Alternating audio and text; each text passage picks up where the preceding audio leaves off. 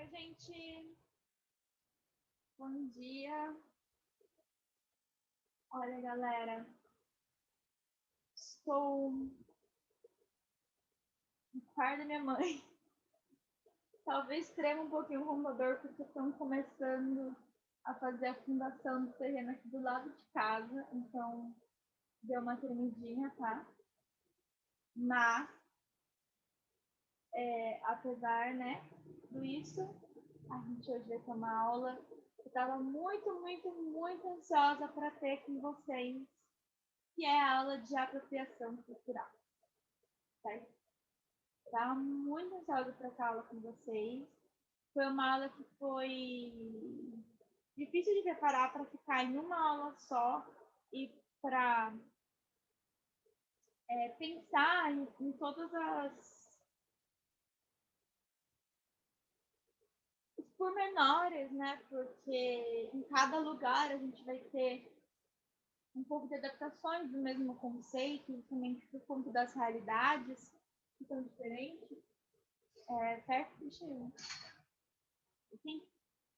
Justamente por conta das realidades que são diferentes, mas eu foquei um pouco mais na produção brasileira sobre a apropriação cultural, tá? Uma produção nacional, inclusive no final desses slides eu botei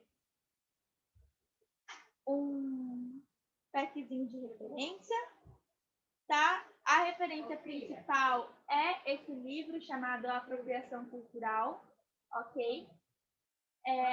Que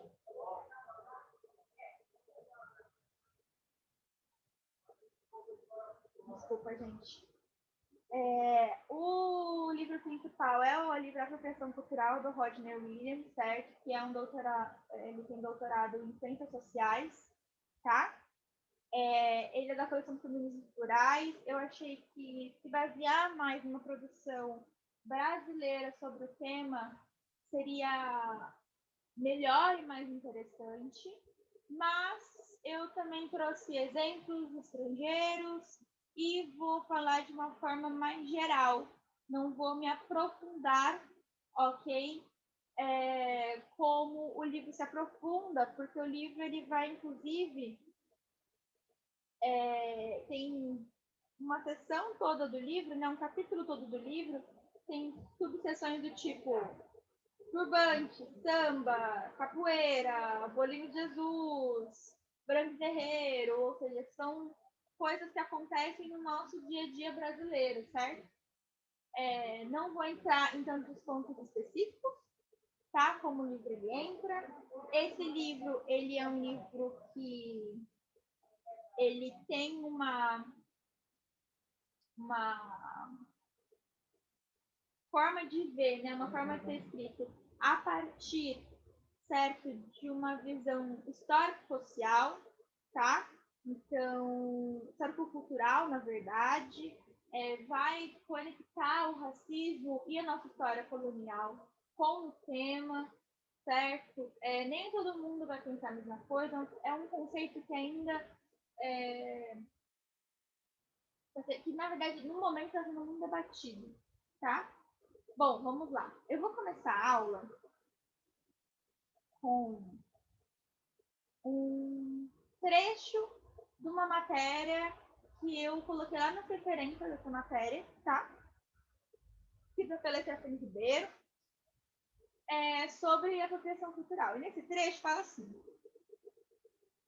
um exemplo disso foi publicado no site Fashion Forward, quando a grife francesa Isabelle Marant usou em sua coleção de verão 2015 um bordado feito pela comunidade mexicana Santa Maria Tlahu... Eu não sei falar. Não vou nem me propor a falar porque eu não sei e vou ofender a comunidade no final, né? Porque não tenho essa capacidade aí, né? Mas a comunidade de Santa Maria, da província de Oaxaca. Esse bordado é feito há 600 anos, sendo esse um símbolo da identidade dessa comunidade. A marca se apropriou do bordado, produzindo em larga escala, e passou a vender a peça que identificava como tribal pelo equivalente a R$ 1.000. Vale ressaltar que a peça original, feita por mulheres da comunidade, custava aproximadamente R$ 65. Eu não vou nem falar que esse dinheiro, desses R$ 1.000, nunca nem chegou nas mãos, né, dessas mulheres mexicanas, que são as detentoras desse saber do bordado, certo? Não vou nem, acho que não vou nem comentar sobre esse fato, né? Mas isso daqui, eu acho que é o exemplo perfeito para a gente falar sobre a apropriação cultural. Por quê? Porque não é pessoal, né? A apropriação cultural, quando a gente vai estudar como conceito e as suas aplicações, a gente tem que entender que não é algo pessoal. Não é sobre eu, Mariana Bezerra, colocar tranças ou não. Não que eu vou fazer isso, né? Não vou fazer isso. Mas não é sobre eu, a professora de vocês, e falar, não, mas o meu pai é negro, então eu vou colocar trança porque faz parte da cultura negra, faz parte da cultura do meu pai, entendeu? Então eu vou colocar trança. Não é sobre isso. A apropriação cultural, ela é algo que tem a ver com uma estrutura, com algo coletivo, certo? Ai, desculpa, Lívia. Perdão, eu tirei o fone. É que eu percebi que tava com um fone, aí eu fui tirar, desculpa. Perdão, gente, perdão. Eu percebi que o fone estava conectado, eu fui tirar, porque eu não estava usando o fone. A apropriação cultural, ela tem a ver com o coletivo, tá bom? Ela tem a ver com o poder. A apropriação cultural, ela é uma das facetas de uma relação de poder, tá? Então, a apropriação cultural não é uma crítica sobre o indivíduo branco, mas sobre a estrutura racista nociva que apaga e silencia os demais. É sobre eu lucrar em cima de elementos de culturas que são consideradas inferiores pela classe dominante. É sobre a classe dominante lucrar em cima de elementos de algo que ela mesma julga como inferior e que ela mesma marginaliza. É sobre eu coisificar manifestações culturais ao ponto dela perder o completo significado, tá? É sobre eu roubar a cultura de um povo, de eu ir lá, né, como aqui a Isabel fez, lá numa comunidade mexicana, pegar esse saber desse bordado que ela tem, que eles têm, né, de 600 anos, que faz parte da identidade daquela comunidade, se apropriar desse conhecimento, ok? E vender em larga escala numa lógica industrial e lucrar em cima disso, certo?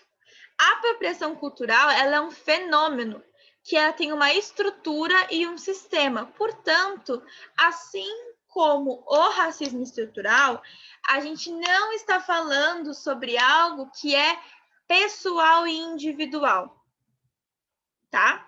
Óbvio que, assim como o racismo, eu posso ter a minha parte em que ele se expressa individualmente, certo? Mas o que a gente tem que entender é que o problema principal não é a pessoa que está tendo um ato, né, que está se apropriando da cultura da outra. Não é a pessoa que está falando algo racista, tá? Isso é um sintoma de uma estrutura, certo? E a apropriação cultural é um desses sintomas, certo? Que na verdade é uma dessas estruturas que provocam esses sintomas, tá? A apropriação cultural, ela vai fazer parte da manutenção da estrutura racista. Então, o que eu quero dizer quando eu estou falando de racismo estrutural, gente? Eu quero dizer de uma estrutura, tá, que está dentro da instituição e da cultura que vai fazer parte de cada pedacinho da nossa vida, quer a gente queira ou não. Ok? E aí, não é sobre eu ter um ato racista, você ter um ato racista, você achar que o racismo é ruim ou bom. É sobre as instituições em que eu faço parte, ok? Serem baseadas a partir da ideia de que existe, ok, uma etnia superior à outra. E gerando um monte de preconceitos e passando isso para frente. A apropriação cultural vai fazer parte desse processo todo para manter. Por quê? Porque ela provoca o apagamento das vivências. Então, quando eu falo que eu promovo, né, aí aqui tá na universidade anterior, a reificação das manifestações culturais, eu estou falando, por exemplo, de eu ir na feirinha hippie em Santos, no Canal 4, que agora é no Canal 4, né, antes era no Sesc, e comprar 55 mil filtros dos sonhos, que é algo que eu fiz bastante, certo? Que não necessariamente eu vou saber o significado daquilo ou entender aquilo como algo mais do que um item decorativo.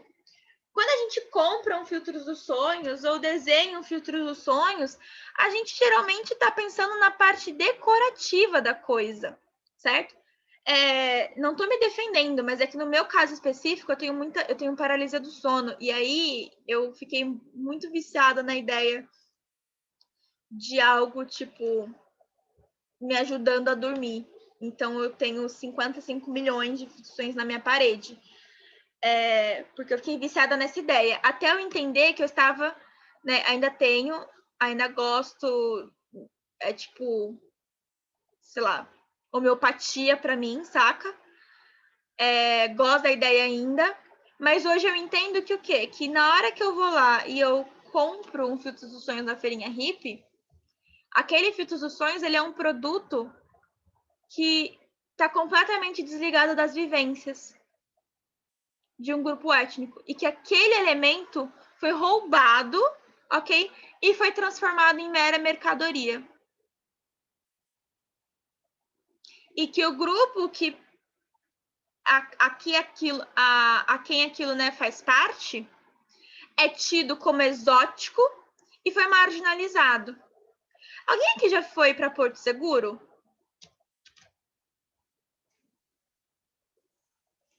Ou tipo para o norte? Sim. Lívia, você fez aqueles rolês dentro da tribo indígena?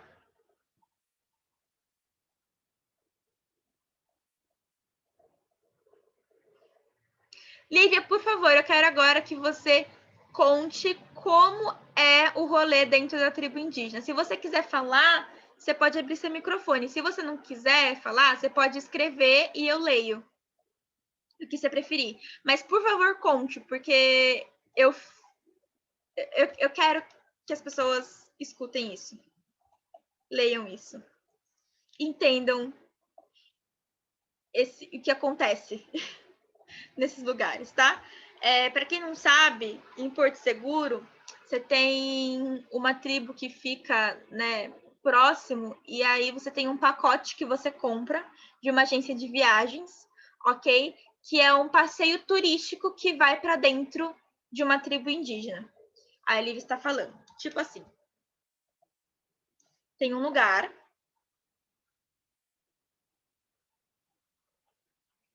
que é reservado, sim, até afastado dos indígenas. Você está falando que você foi no Você foi na tribo, ou você foi naquele espaço que vende? Que é na praia?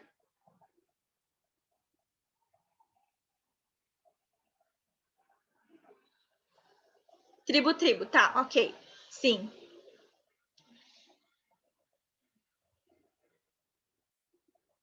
Sim, eles estão todos pintados. Sim. Eles ficam falando sobre os costumes, mostrando quais são os costumes deles, o que eles fazem, como eles caçam. O arco e flecha.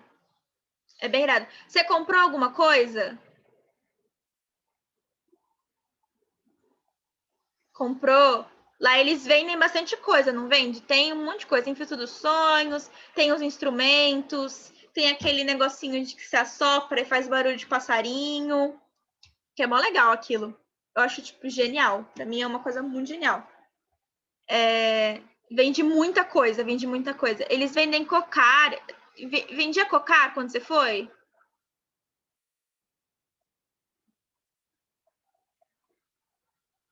É. Então, tem a tribo e também tem um lugar que fica na praia. Eu não lembro agora qual que é a praia que fica, mas tem um lugar reservado para eles. E nesse lugar que está reservado, que tem um monte de. Tipo, é de alvenaria, mas seriam barraquinhas, né? Onde eles ficam lá vendendo as suas coisas. E aí você tem um monte de criancinha correndo, não tem? Na tribo também tinha um monte de criancinha correndo. Você podia tirar foto.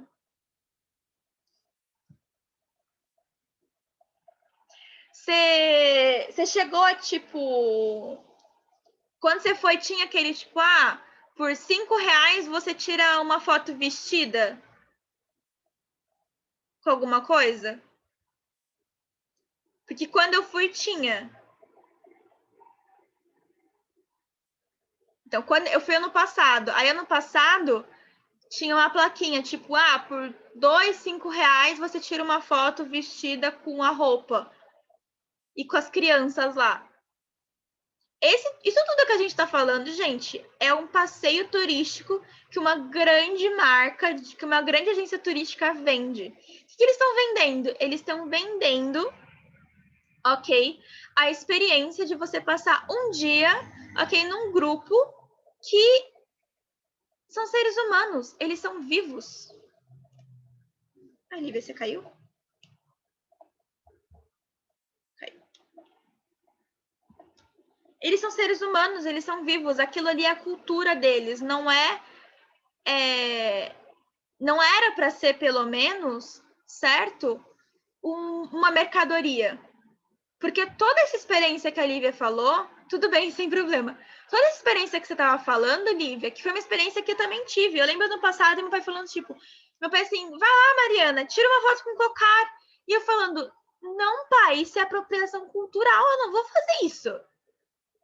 Tipo, é a cultura deles. Eu não vou chegar e tirar uma foto com cocar. Eu não vou contribuir, certo? Para essa imagem exótica que criam deles, que força com que eles vendam a sua própria cultura. A gente não para pensar por quê? Porque nesse caso dessas tribos indígenas, e aí isso aconteceu lá em Porto Seguro, mas aqui em São Vicente, gente, é a mesma coisa, tá?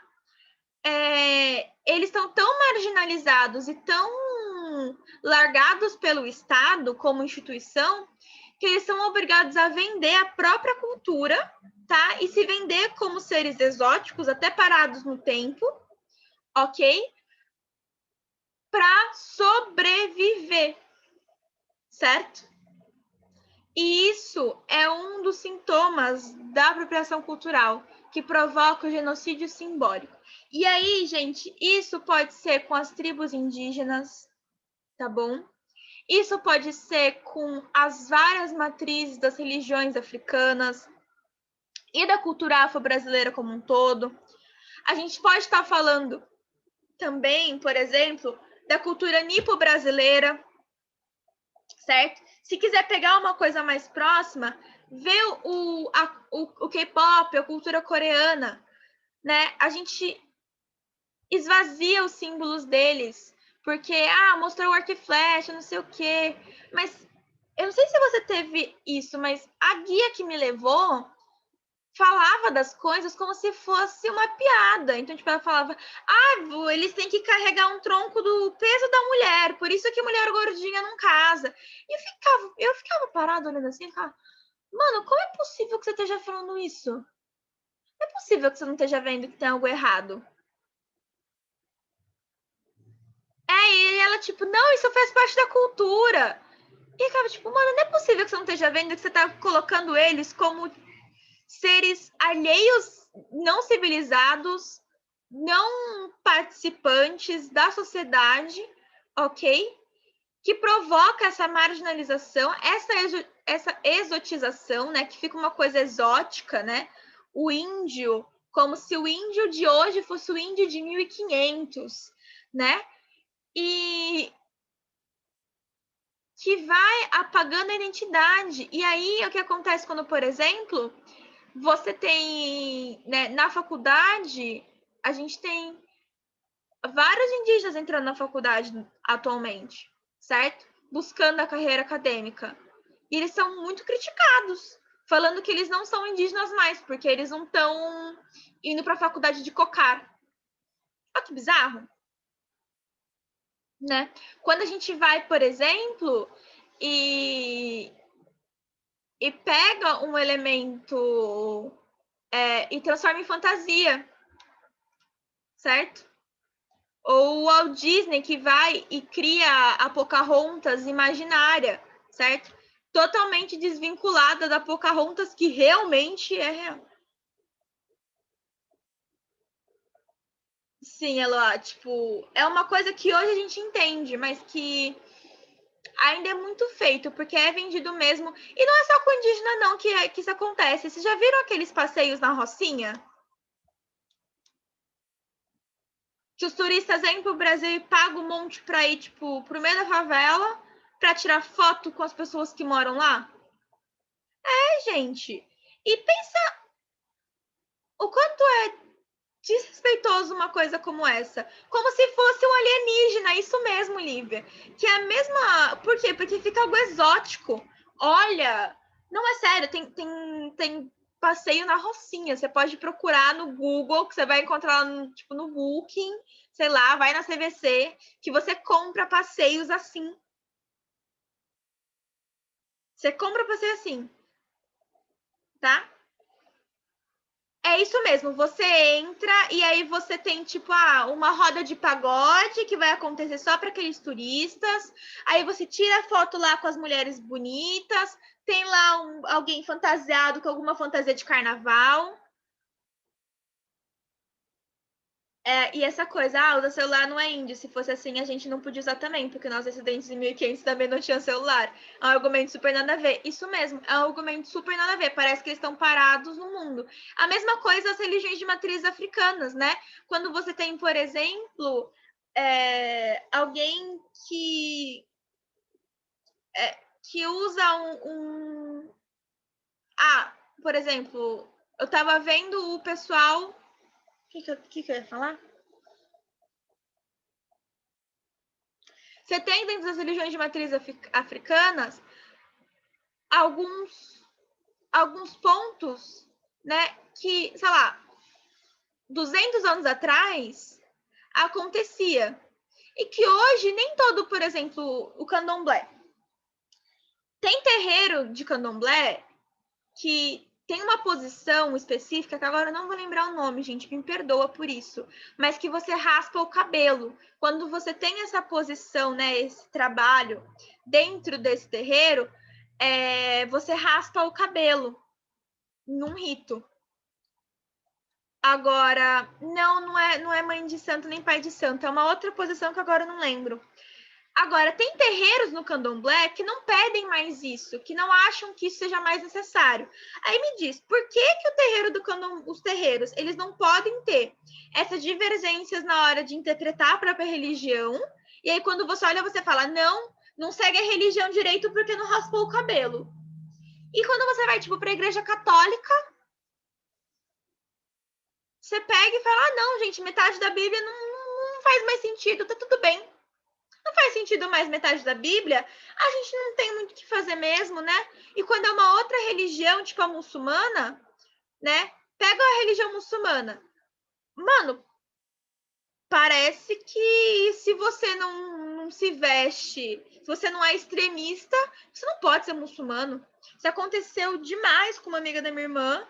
E, tipo, o pessoal chegava e perguntava, tipo assim, mas você não usa jihad, então você não é muçulmana. E ela, tipo, não, tem gente que usa, tem gente que não usa. Algumas mulheres, elas escolhem, outras não vão ter esse poder de escolha. E a gente tem pluralidade dentro da religião, e tá tudo bem, né? Quando você vai e se apropria para vender, né, alguma coisa, tudo isso vai esvaziando esses símbolos e você vai matando também aquela cultura e aquelas pessoas. Por quê? Porque agora elas estão sendo privadas da própria identidade, certo? Porque a identidade delas não faz mais sentido quando a gente pega, esvazia e transforma em mercadoria. E é por isso que quando a gente fala, por exemplo, das tribos indígenas, por que eu quis falar sobre eles? Porque um grande problema que está acontecendo nas tribos é o alcoolismo. Justamente por conta desses problemas sociais e econômicos. Eles não têm terras, eles são vistos como seres parados no tempo, são vistos como exóticos, e a gente está tendo muito alcoolismo acontecendo, inclusive aqui na região da Baixada Santista, em tribos que a gente tem por aqui, que a gente nem lembra que existe às vezes, né? E aí eu entro no livro, o que é apropriação cultural? Bom, o Rodney Williams, ele vai falar que a apropriação cultural é um mecanismo de opressão por meio do qual um grupo dominante se apodera de uma cultura inferiorizada, esvaziando de significado suas produções, costumes, tradições e demais elementos. É quando, por exemplo, galera, aí eu vou usar o exemplo que ele coloca no livro do bolinho de Jesus. Vocês viram isso? O acarajé, ele é um prato típico, ok? Patrimônio cultural imaterial. E aí, o que a gente faz? O que a gente faz? A gente faz. Ah, mas ele tá ligado à cultura de raiz de matrizes africanas, né? Algumas vertentes do cristianismo não consideram isso muito legal.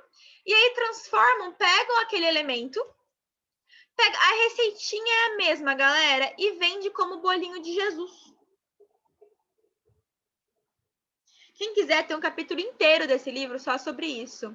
E chega a ser até um pouco engraçado, porque é muito irônico, né? Quando você vai falar disso.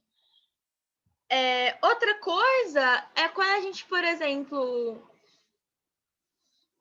Alguém que já viu a série Filhos da Pátria? Que é com Alexandre Nero e com a Fernanda Torres? A segunda temporada.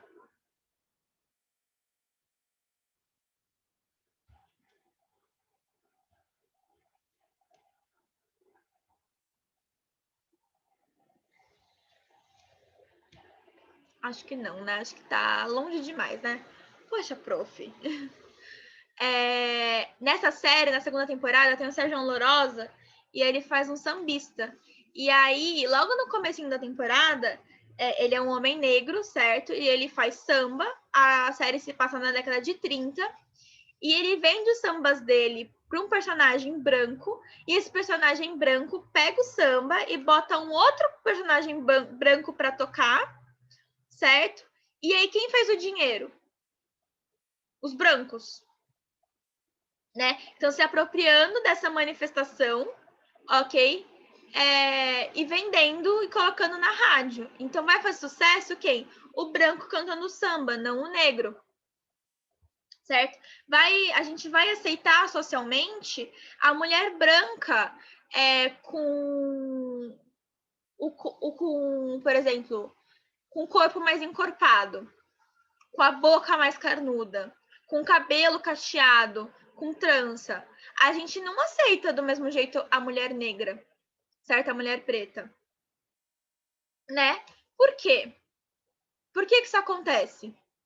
Justamente porque esses elementos foram esvaziados e agora não fazem mais parte da identidade, né? Mas assim, eu tô falando tudo isso, mas eu não quero que vocês achem que eu e nem ninguém aqui vai acertar sempre, certo? Hoje em dia a gente está cobrando mais fazer trança. Hoje em dia a gente está cobrando bem mais. A gente está cobrando um pouco mais de noção das pessoas. Só que a questão é que não é individual. Não é a pessoa fazendo isso, tá?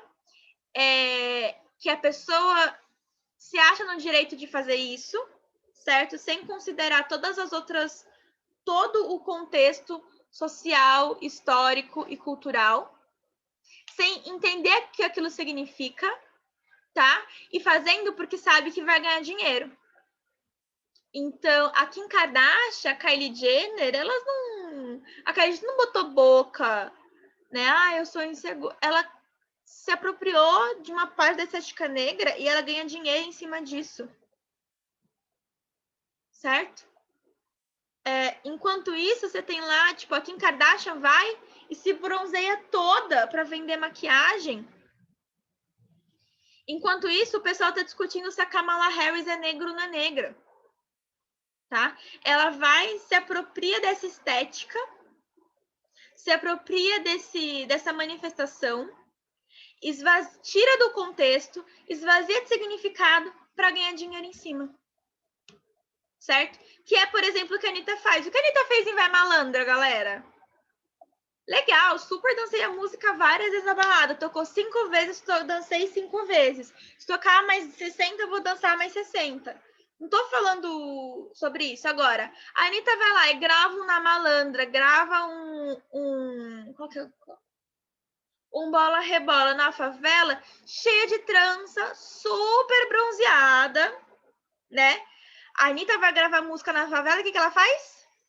Se torra no sol. Mas bronzeia o corpo todo, bota umas tranças, bota um cabelo cacheado, certo?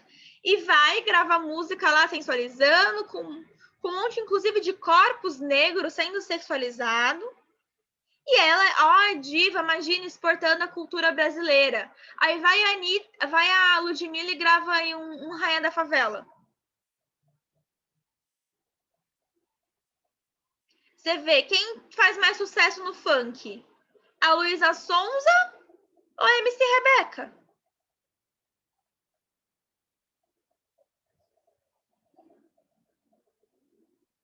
No samba, quem ganha mais dinheiro? No pagode. Certo? Tudo isso são consequências da apropriação cultural, né? E tá aí no nosso dia a dia. E assim, gente, não é para vocês surtarem, tá bom? Falando, ai meu Deus do céu, tudo que eu fiz agora eu vou repensar e vou me martirizar por isso. Não. Repensa sim. Fala, caraca, por exemplo, a Lívia teve essa experiência, eu não fui na aldeia, porque eu me recusei a ir na aldeia e minha mãe também não curtiu muito, nem meu pai. Né? Ninguém curtiu muito a ideia de ir até a aldeia. Né? Depois que a mulher tentou vender lá o programa falando, enfim, né? Que mulheres indígenas gordas não casam, a gente fez tipo, vamos evitar. Mas a gente foi, né, no lugar que tem na praia que vende as coisas e que eles ficam lá, né? Eles vão para lá para vender suas coisas, então tem uma experiência assim bem que você sempre, você vai e compra uma boneca, compra uma lembrancinha, você tá comprando elementos da cultura deles como lembrancinha, sabe? É uns negócios assim, que aí, tipo, beleza, você faz sem querer. Aí depois agora você para pra pensar, você pensa, caraca, verdade. Aí você para pra pensar que se você não comprar também, eles provavelmente vão morrer de fome. Aí você vê que o negócio é muito mais complexo do que você simplesmente se apropriar da cultura ou não, né? E aí, sabe uma coisa que eu acho genial do Adélia? E eu digo isso não só como professora, mas como aluna, que infelizmente acho que daqui de que não estava no passado só a Eloá, né? A Eloá não pôde participar, mas a Festa das Nações, né? Porque quando a Festa das Nações é feita com comprometimento por aqueles alunos, vocês estão só refletindo uma parte da cultura. E aí vocês não estão usando, tipo, sei lá, uma roupa típica, por exemplo, né? Ano passado teve a Índia, o primeiro ano fez a Índia. Né? As meninas não estavam usando um sari como fantasia. Não era fantasia, certo? Era um momento para todo mundo conhecer e trocar experiências e cultura. quando é feito com seriedade, ok? E com compromisso pelas turmas. Ano passado, como professora, as turmas que eu vi tiveram seriedade de compromisso, tá? Teve anos como aluna que as turmas não tiveram seriedade de compromisso. E aí você vê uma festa, gente, que não fica legal. Porque ninguém tá falando que você não pode celebrar a cultura do outro. Ninguém tá falando assim, ai, Mariana, você não pode celebrar a cultura indígena, tá bom? Porque você não é indígena. Não é isso. É que celebrar é diferente de desrespeitar, certo? E essa linha a gente tem que trabalhar melhor e definir melhor. É só isso. No slide que eu fiz, gente, no último slide, que são as referências, certo? Tem a matéria da Stephanie Ribeiro, que eu tirei lá, aquele primeiro slidezinho, né? Aquele texto.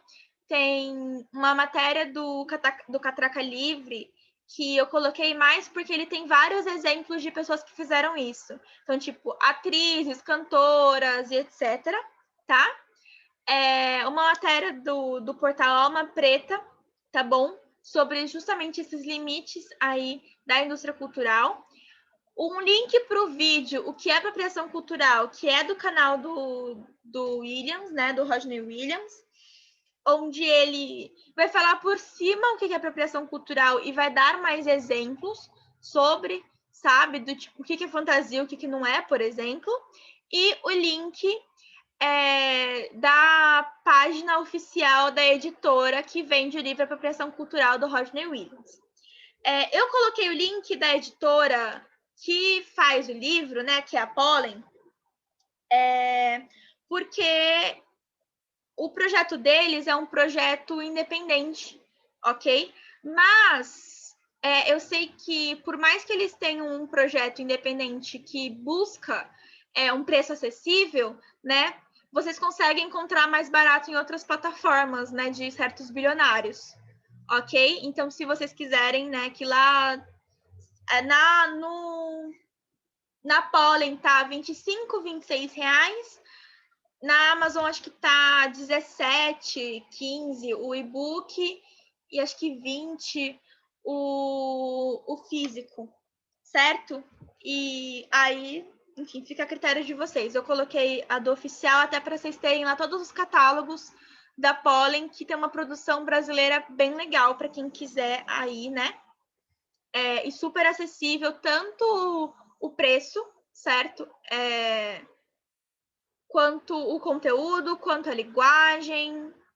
É uma ótima dica aí para vocês. Espero que vocês tenham gostado da aula de hoje.